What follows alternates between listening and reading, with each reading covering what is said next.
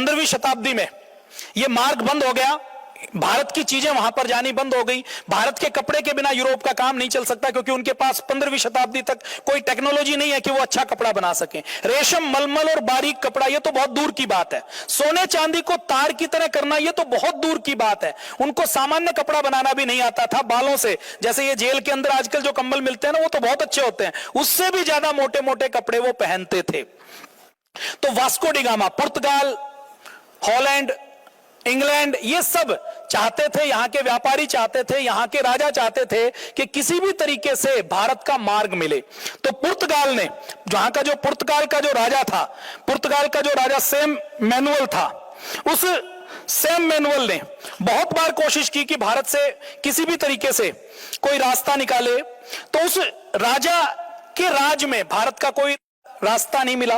उसके बेटे ने फिर कोशिश की तो उन्होंने वास्को डी गामा को तैयार किया। वास्को डी गामा को कई जहाजों का, 4 जहाजों का बेड़ा दिया, उसमें बंदूक दी, उसमें गोला दागने वाली तोप दी, तीर कमान बारूद भाला दिया, उनको खाने पीने का सामान दिया, 2 साल का राशन दिया, और राशन देकर उनको कहा कि तुम किसी भी तरीके से भारत से समुद्र का मार्ग खोजो, ताकि हम भारत से व्यापार कर सकें, भारत से सामान ला सकें। भारत से सामान लाकर बेचेंगे, पुर्तगाल में और यूरोप में बेचेंगे, तो हमारा देश बहुत अमीर बन जाएगा, हमारे व्यापारियों को लाभ मिलेगा।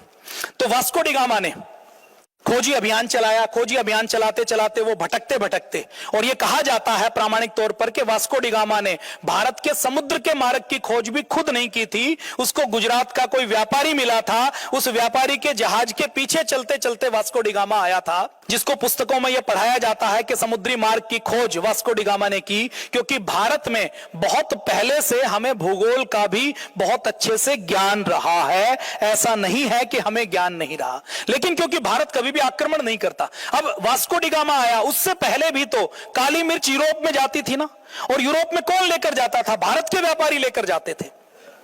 भारत के व्यापारी आगे यूरोप के व्यापारियों को बेचते थे, वो लोकल मार्केट में डिस्ट्रीब्यूशन करने का काम करते थे, एंड यूजर तक, अंतिम उपभोक्ता तक पहुंचाने का काम करते थे। तो वास्को डी गामा भारत में आया, कालीकट में आया। कालीकट में उस समय यहां का राजा था, उस राजा से उसने मिलने की कोशिश की, राजा के पास संदेश भिजवाया कि मैं अपने पुर्तगाल के राजा के पास से 2 पत्र लेकर आया हूं और आपसे मित्रता करना चाहता हूं। तो राजा का मंत्री उससे पहले मिला।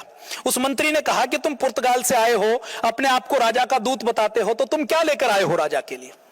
तो उसने जो अपने देश की जो सबसे अच्छी चीजें हैं, वो सबसे अच्छी चीज दिखाई। वो सबसे अच्छी चीज उसने क्या दिखाई? उसने 2-4 कपड़े दिखाए जो भारत की क्वालिटी से बहुत कमजोर थे। उसने 2-4 मूंगे की मालाएं, लड़ियां दिखाई। उसने 2-4-5 चम्मच और हाथ धोने के पात्र दिखाए। उसने 1-2 मीठे गुड़ शक्कर से भरे हुए पीपे दिखाए। 1-2 उसने शहद के पीपे दिखाए। उसने कहा कि मैं अपने राजा की ओर से ये यहां के राजा को भेंट देने के लिए आया हूं। अब मंत्री ने जब देखा तो उस मंत्री ने कहा कि तुम्हारी ये जो चीजें हैं, ये इतनी घटिया क्वालिटी की हैं कि हमारे देश में हमारे राजा को जो छोटे से छोटे विभाग का छोटे से छोटा व्यापारी है, वो इतनी घटिया चीजें नहीं देता। और राजा की बात क्या, राजा के दरबान को भी ऐसी चीजें कोई यहां भेंट में नहीं देता। तो वास्को डी गामा को बहुत शर्म आई। उसने वो सारी चीजें छुपा ली, राजा से मिला, और राजा से मिलते हुए उसने कहा, झूठ बोला। उसने कहा कि हम पहले तो यहां घूमते फिरते आ गए, अभी आपके लिए कुछ नहीं लेकर आए, अगली बार आएंगे तो आपके लिए कुछ लेकर आएंगे। वास्को डी गामा जब यहां पर आया तो वो लगभग 200 लोगों के दल में आया था। जब वो वापस गया तो केवल 50 व्यक्ति वापस गए थे, और वास्को डी गामा से पहले लगभग 40 दल और भारत की खोज करने के लिए आ चुके थे, और उन 40 के 40 दल में से एक भी दल को सफलता नहीं मिली थी।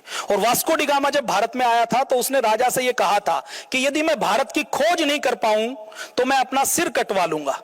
और उसके राजा ने भी यह कहा था कि तुम जा रहे हो, तुम्हें खूब पैसा दिया है, तुम्हारे परिवार की जिम्मेदारी मेरी है, यदि तुमने भारत की खोज नहीं की तो वापस अगर लौट कर आए तो तुम्हारा सिर काट लिया जाएगा।